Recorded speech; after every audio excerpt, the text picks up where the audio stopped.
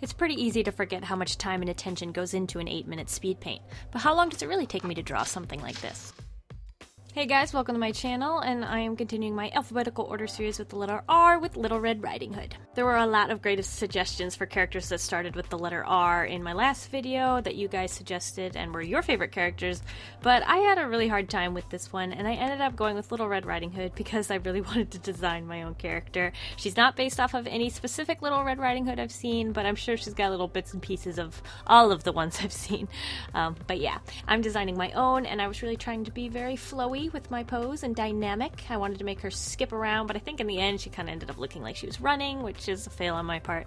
But I've never drawn someone skipping before, so hey, I'd say it's a pretty good success that it looks like she's moving in a forward direction, so we'll go with that. One of my main goals when designing her was that I wanted her to look young, so I ended up pulling out her 2 front teeth. Well, I didn't physically pull out her teeth, I just drew a face, well, a mouth shape that didn't have 2 front teeth. Okay, that sounds a little bit better.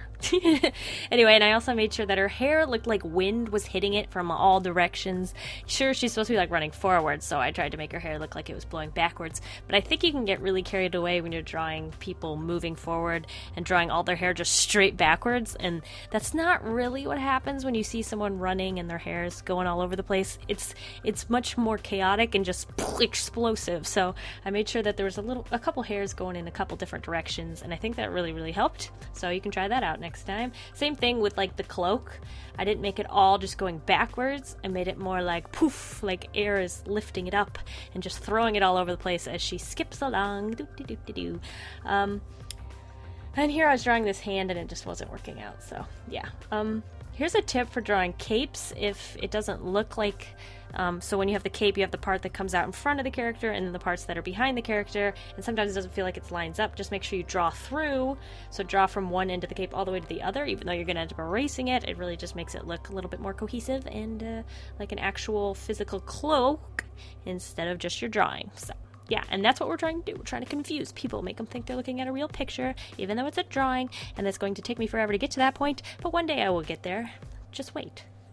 One day you will be looking at my drawing and you'll be like, wait, is that a drawing? It doesn't look like a drawing, it looks like a photograph. And you'll be like, dang, that's awesome. And one day I will be there. Just wait, okay? Anyway, I just decided this character. I decided to give her shoes and overalls, which was kind of a last-minute decision because if you look back at the sketches, I really was planning on giving her a dress and going with a very classic Little Red Riding Hood design. But I wanted her to look a little bit more, I don't know what the word is, but I just didn't want her to look like a generic Red Riding Hood. I wanted her to look like my Little Red Riding Hood. And when I was that age, I was really obsessed with clothes that were too big for me, and overalls came to mind, so I drew her in overalls, and I think it turned out really cute, and I'm glad that I did that. Yeah, this drawing actually took me quite a long time. I actually did go for a simpler style than I went with, like, some of my more recent drawings. I actually put a lot of time into them, but I ended up putting a lot of time into this anyway. But I was like, I want it to be a very quick, expressive, and fun sketch, so I tried to keep it simple. So I did my big round faces, like with my Magna Girl webcomics, so something very similar to that style, and pretty big line art, but it ended up taking me forever, like I said. But this drawing ended up taking me almost 4 hours. I think it was about 3.5 hours if I go back and check the footage, and that actually does include me checking emails a couple times. So yeah, something around there. I usually try to keep my drawings as short amount of time as possible because I get really bored if I'm just sitting there for too long, and then my knees start to hurt, and I do not like taking breaks in between, like in the middle of a drawing, so I like to get it all done as fast as possible in one go, which is why I have trouble with backgrounds because it ends up taking so long for me. But yeah, this drawing took about, like I said, 3.5 hours, give or take a couple minutes. But I'm very happy with the way it turned out, and although I had planned on making it more of a quick sketch, which a quick sketch for me takes like an hour to an hour and a half. So if I ever say, and I post something to Instagram, and I'm like, a quick sketch, by quick sketch, I mean an hour and a half. If I say a quick doodle, that means like 5 minutes, okay? So if you're looking for a reference to what I say when I say it, that is what I'm talking about. When I say something takes a long time, it's it's past the 3-hour mark. At 3 hours, that's when my knees start hurting, and I'm like, I need to get up and do anything else but this. But yeah, I sat through and I got it all done. And another thing that tends to happen with my drawings that end up taking forever, like start taking a long time, is that I think I'm done and I'm like, oh, I'll just finish this and then I'll take a break. But then once I finish that, I see something else I want to fix. And then I'm like, okay, well, once I finish this, I can go take a break and do something else. But then I see another mistake. And then that's usually what happens, and that's what causes it to take the 3 hours.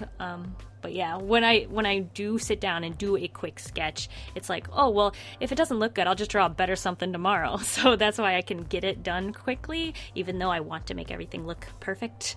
So that's the kind of like mind games I play with myself. Anyway, now we are into the color. We have finished the line art, and I'm adding in the color. I just used this generic skin color that I have in my swatches, which is actually supposed to represent my skin color. And I always use this for my sketches or my drawings, and then I just use the hue saturation tool to change it to a different skin tone in the end, which I did end up doing with this one. I don't know if I've done it yet as of this speed paint position. But yeah, that's kind of just a little trick I have. And then I also have a couple different skin tones in my swatches as well for darker skin colors.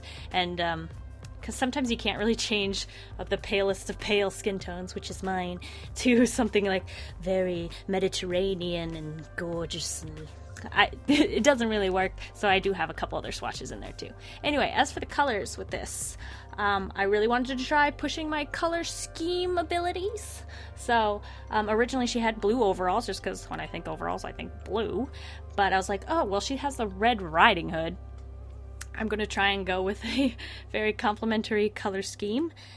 So I tried to pick a green color. So I basically just used the hue saturation and slid the toolbar a little bit more towards the green. And it ended up with this turquoise color, which I think looks awesome. I'm really, really happy with the way that turned out. And I'm really happy with the color scheme. When I was drawing her, I actually planned on making her blonde, but then I was like, all I do is draw blonde girls. So I was like, I need to do something different, and I realized I don't really draw girls with very dark or black hair very often, so I decided to do that. Again, I added a green tint to the hair, which isn't completely noticeable, but now that I pointed it out, you might notice. Look at that hair, it's pretty much green. But that just really helps with the color scheme and just mushes it all together and makes it look like one cohesive picture. There are several things that I'm not happy with this drawing, but I'm happy with a lot of things. Like, I freaking love her face. It just is making me so happy, and it makes me want to have children and just be like, look at my pretty children, but they'll never look that cute, so yeah. I mean, I don't know. I don't know where I was going with that. But the things that I didn't really like with the way this drawing turned out was, I think I just picked poor colors around her face because of the way her hair, the one braid comes in front and over the ribbon that's tying her cape. I don't like that I chose such a dark, desaturated green for that ribbon because it kind of blends in with the dark, desaturated hair. So if I was going to do this again, I would definitely make sure that the hair stood out a little bit more. And I just feel like that whole area right in front of her, like between her chin and her overalls, is just a little mushy, and it's just not very concise and how I want it. Here I played around with adding eye color, but it's just really not my thing. I feel like it just looks a little too gaudy for me. I like my style to be a little bit more simple, so I end up getting rid of that. And then I decided to add some shading just from the cape because it didn't look quite I pictured it to be more shaded under the cape. Since the cape is so huge, it's going to be casting a lot of shadow. So I ended up adding a ton of shadow underneath the cape down to her hips. And I think with that, I was just about done. So yeah, I just added a couple details with like a barrette in her hair, and I was done. So this is my finished illustration of Little Red Riding Hood of my own design. She's a bit more of like a modern, yet she's still got that awesome red cape. Anyway, if you're interested, you can check out some of my other videos or see what my other favorite characters are that start with the other letters of the alphabet. We're almost done with it. Yeah, let me know who your favorite character is who starts with the letter S. That's the next letter, right? Yeah. And I'll see you guys all next week. I hope you have a delicious evening full of waffles. Bye!